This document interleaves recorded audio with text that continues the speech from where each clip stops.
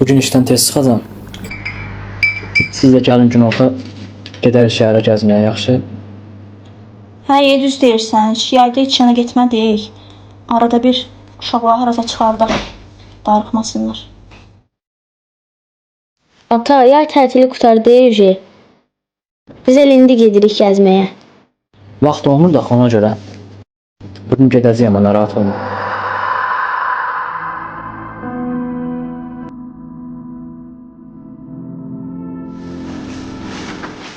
Giyin qızım. Rəhmət gecikirik gedək. Gəldi.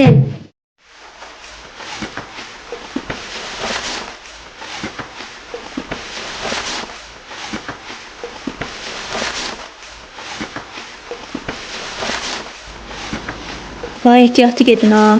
Yolu keçəndə bacının əlini buraxma.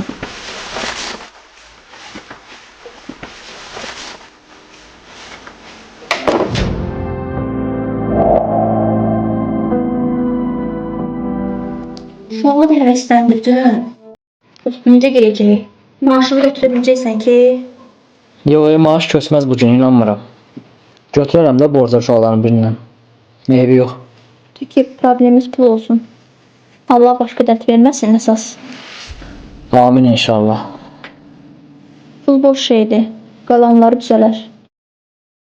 Heç nə, mən də əlimdə işim gedim, necə gec olur. Heç nə, tur get sən də sağ salamat. Mən də gedəcəm birazdan. Zəng eləyəcəm işdən çıxanda. Hazırlaşarsan sən də uşaqlarla.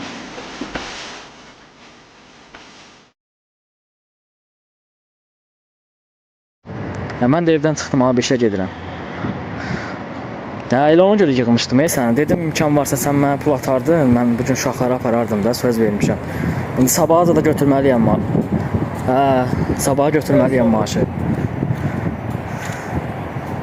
Yaxşı qardaşım, yaxşı. Gözlə abi, bir dənə yığacam sən, gözlə.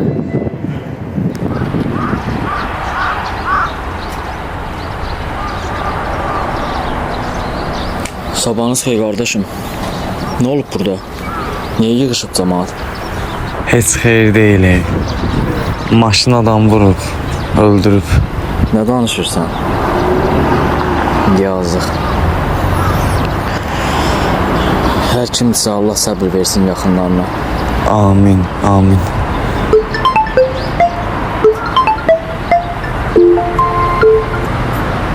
Alo, haradasan? Heç nə, işə gedirəm də, yoldayam.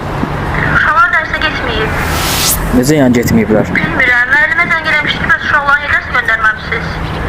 Sən yoldasan onsuz. Məktəb tərəfə keşkə hardadılar bunlar? Bacı qardaş imişlər özdə. Məktəbə gedəndə olub. Çox narahatam. Alo, işsən? Bacı qardaş imişlər özdə. Məktəbə gedəndə olub.